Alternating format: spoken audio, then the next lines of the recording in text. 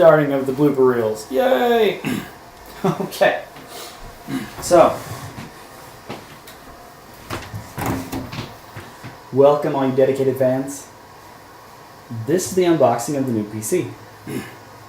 I've already done it for the big case because, as you can see, this case is huge. Huge. Enormous. Big.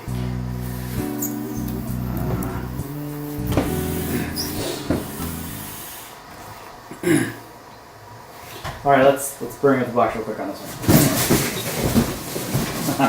The cat was almost in it. We have the Thermaltake Core X9. And so when I got asked about what case to buy, I went through 3 different cases. I went from a double wide, like this one is. Wasn't completely the same length because you can't do the double power supplies like you can on this one. And the motherboard on the other one didn't lay flat. But it was still like a double wide because you separated the system. It was good, but it was missing some stuff. Then we went back to a full-size tower that was capable of holding like an eATX motherboard. It was pretty good, except for there were other issues. So it wasn't a lot of fun. The whole thing about when I showed up to pick this case up was the ability to do a million things with it. This case is awesome. Oh, so since I didn't take it out of the box for everybody, and this is supposed to be an unboxing, we're going to unplastic it. How about that?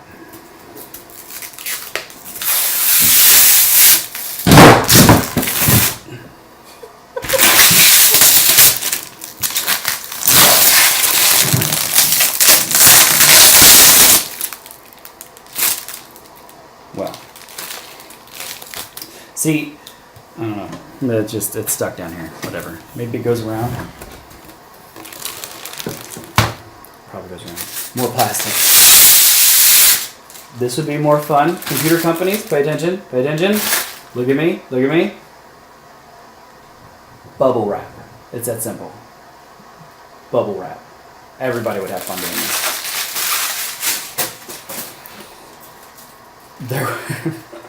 I thought about going and getting my other sign.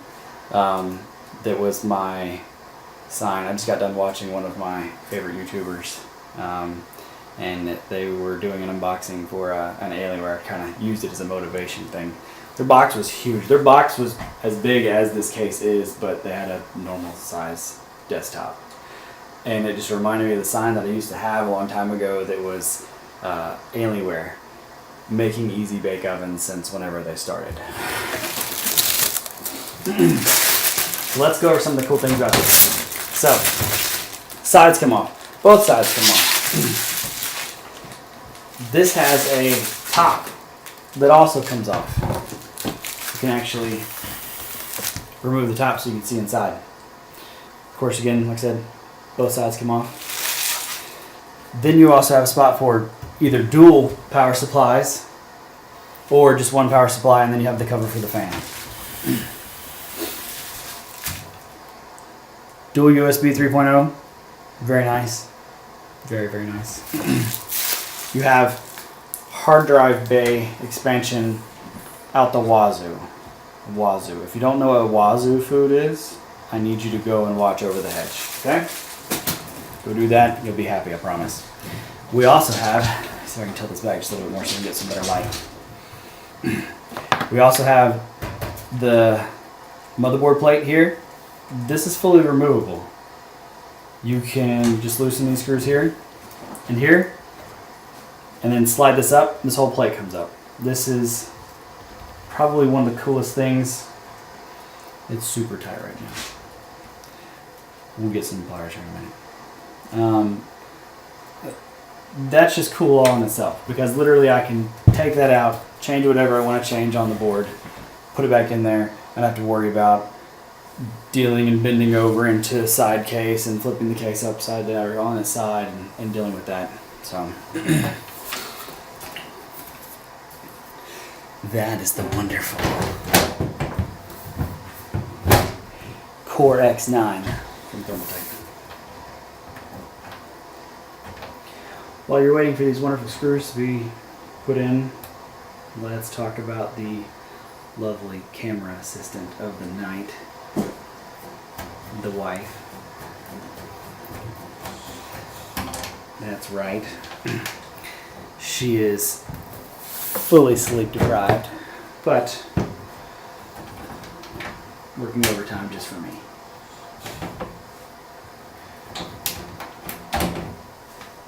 Side screws. What are you gonna do? Nothing. Oh well.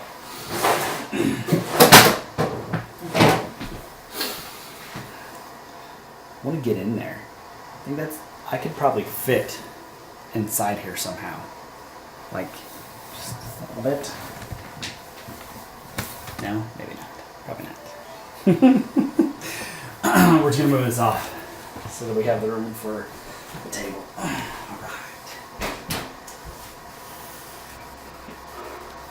Probably will be joined by another lovely assistant tonight. We have our precious guard dog under the table, Saphira, Savvy, who is so excited about this.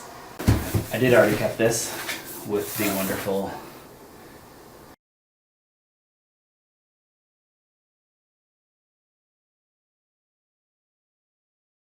Green Zombie Edition K-bar. Ta-da-da! It's not as cool as a bat knife or anything like that, because some of my other people have bat knives. Moving on.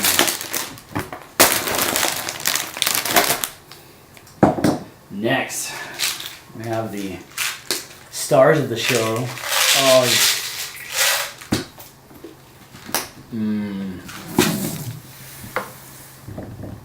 orange Tic Tacs. Make the day better. My 960 Evo M.2. 3.2 gigabytes. I want to say it's gigabytes, not gigabits a second read, and 1.5 gigabytes a second write. Friggin' ridiculously fast. This will be the OS holder and my starter. Actually, let's open that up too. I've always seen pictures of those, and it always seems like they're bigger than what they are. So I kind of wanted to show everybody too, so they could see this. If you haven't actually seen one of these, that's it. It is extremely small, just a little bigger than a finger, a little smaller than a finger. My next decision for the build was to still go back to the i7 7700K. Most of my streams and different videos and stuff I'm going to do are probably going to be about gameplay, maybe a little bit into game design, but not a lot into game design. Not until I feel more comfortable with what I can do.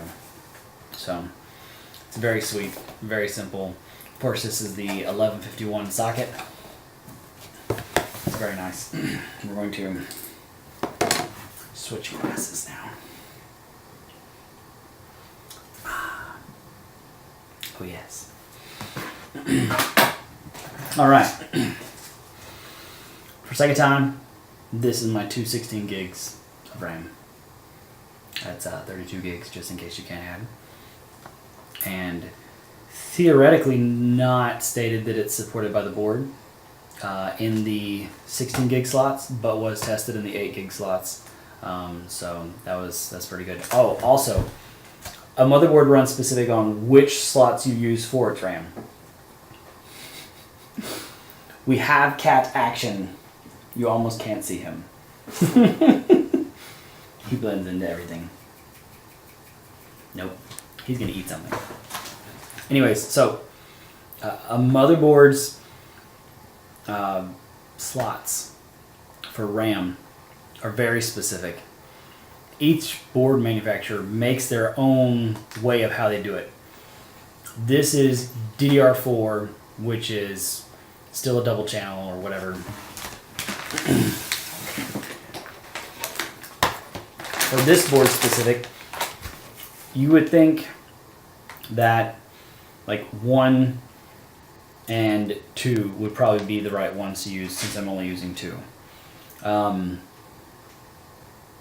This specific, even this right here, and that's one thing I might even have to pull up and talk to EVGA about.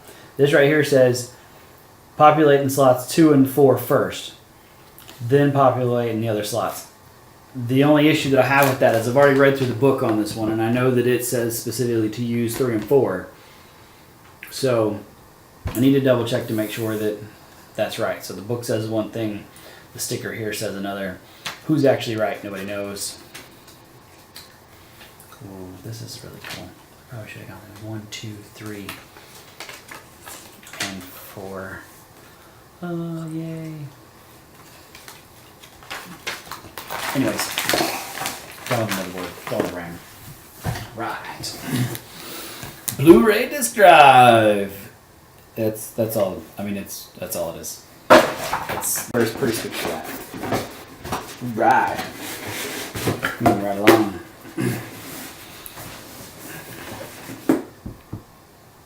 Babe. Nobody cares about the dog. Just kidding. All right. Again, hard drives, bigger, regular, are actually on sale. And this is really sweet. And I thought they would be the slower ones and on sale, but they're not. Sorry about the stickers on that. Micro Center just still hasn't decided on why to ugly up the face of these beautiful things, but huge supporter of Seagate. I don't like the Death Star, is what I call them. These come as well as any hard drive. Cool little plastic things that you can use to hold your bread with later. Like you just put a slice of bread in there while you're buttering it. It'll hold it for you. It's really good. If it's too hot, it could probably hold that for you too. No, I don't think it has the recycling rating you need. Probably wouldn't use it on food. Don't recommend that. Okay. Ta-da! Guess what? SATA. So that again. SATA over here. This is the SATA right there.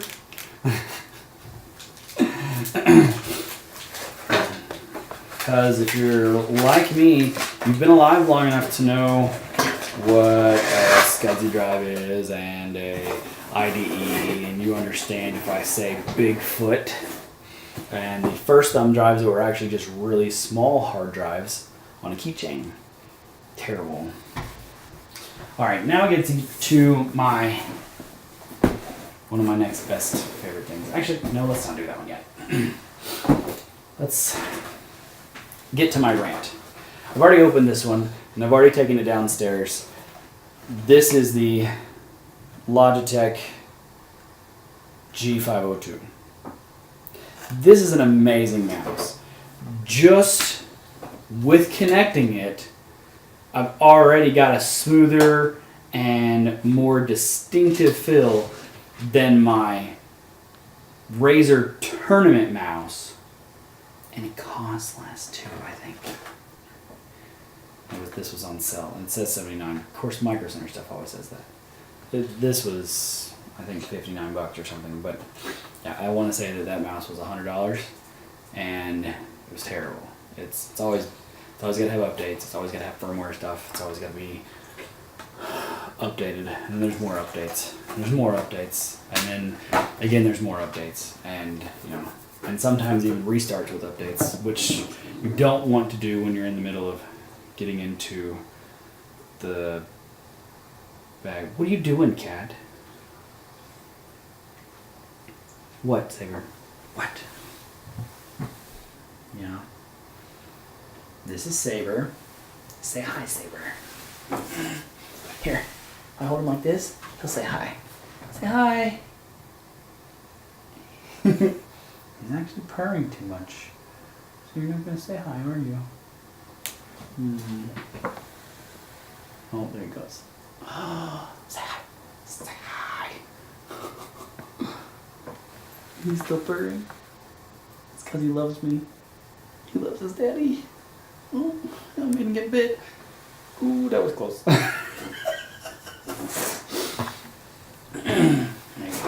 I'm sorry. There you go. Okay. Just don't get in the case. Seriously? Okay. All right. Last but not least, the piece that goes after this one is the new monitor that I got. I got a gaming monitor, which is my first gaming monitor, and I'm kind of excited about having that one. But this also is another first for me. Water cooling. There's a lot of different little models that are around, like the 100 line, the H100 plane, 110, 115, 120, and all that stuff like that. According to Corsair's forums that we were reading, one had a little bit bigger of a reservoir, kept the temperature down just a little bit more, but the fan sensors, according to the forums, say that this one's actually better at sensing the heat. So I'm thinking, just because of how huge the case is, let's zoom into that again, how huge the case is, that we're not going to have to worry too much about extra airflow and how cool this is actually going to stay. Because this is also going down in the basement, which is pretty cool most of the time anyways. So let's open this bad boy up. I'll show you how beautiful this thing is. Again, normal boxing and stuff. I always make the joke because I have an Apple and I do Windows stuff and I've played with Linux, but nothing that you open up that's your own hardware is anything like unboxing an Apple. And I don't know if it's just the white pure boxes that make it so special. But you still feel like you just bought something that's so extremely new, even though in most cases the hardware is at least a generation old. If you know about hardware like this stuff here. So, let's get this out. Look at this. So first, you already have CPU paste put on there. So you don't have to worry about putting extra or not enough. If you don't feel comfortable about that, it's not too hard. And of course, this system is one of many now, because all of them are pretty much being sold this way. But this is the one of many that are a fully sealed system. You can buy them where you have your own individual tubes and you run them to your own reservoir and you run them to your own pump and stuff like that. If you don't feel like dealing with one of those, something like this gets the job done just about as good. And yes, you probably won't see the same temperatures and stuff, but this will do just fine. I promise you that right now. So,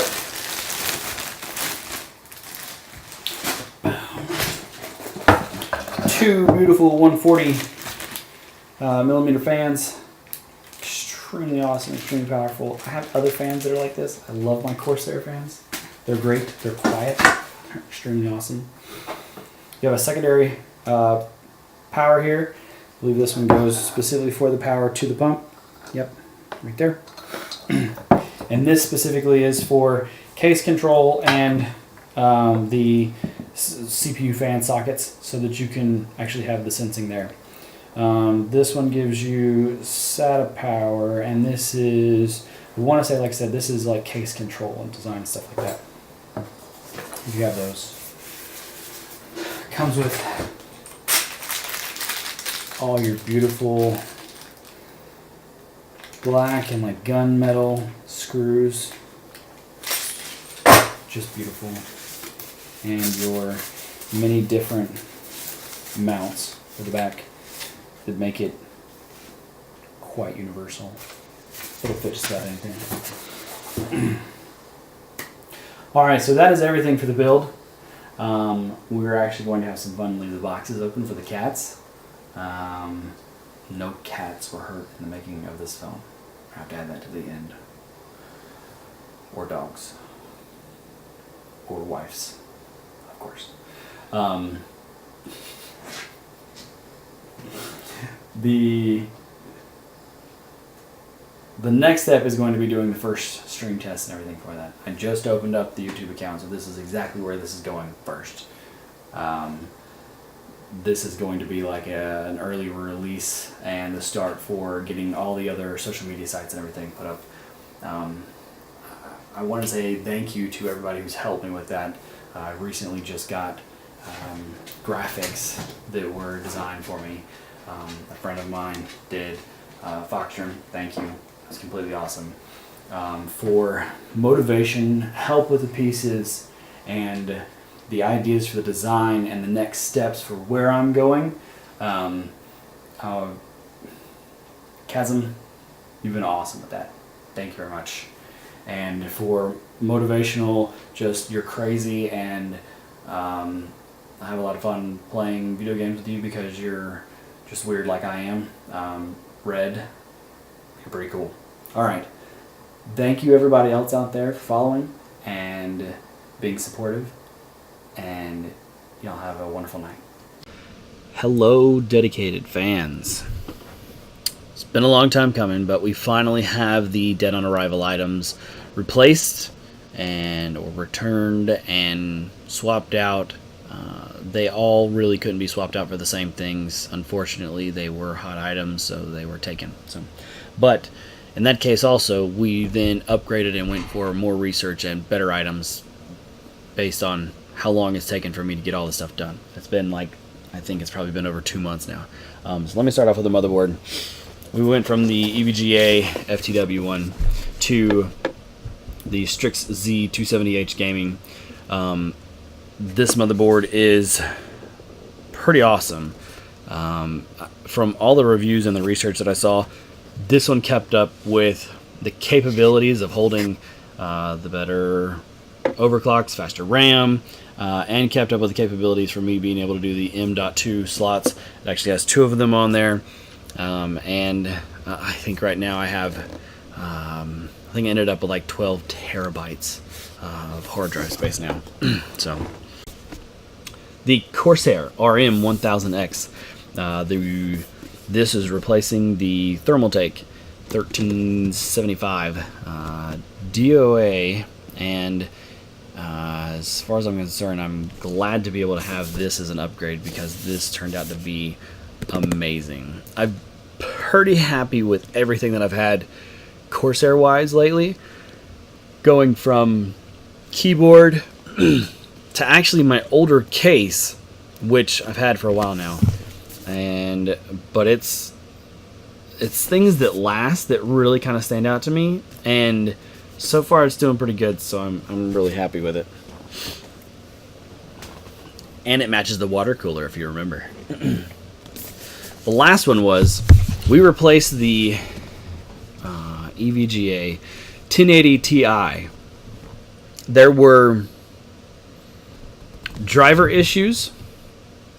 There were faults in the design for what it was. And I thought I had researched that enough to know that I was going to be beyond that. I then tried to save a lot of money and went with an RX 580. That didn't work out the same way because when you do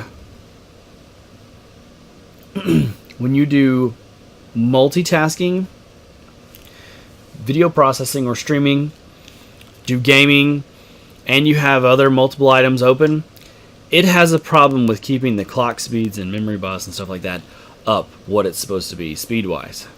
And every single time you switch screens or anything like that, no matter how you have it set up, it tries to drop those back down to a power-saving feature. And it really, I'm trying to think of the right, it really hindered the frames per second and really seemed like it was overworking that video card. Of course, everything is made to work on NVIDIA, So basically it's set up to run off the CUDA processors instead of the stream processors. That being said, these are kind of all designed to work better on this stuff, so hey, go with what you know. And this one right here, Jesus, you really need to get out there and promote this thing a lot more. This thing is cheaper and blew everybody else off the market. I plugged this thing in and got higher scores than I've seen on any other 1080 out there so far. Besides like a fully water-cooled one that somebody overclocked. So this is top of the line. If you want a great card, get this one. Stay tuned for the collapsible PVC network little server stand that I made. I will be releasing some items on that. Other than that, you stay classy.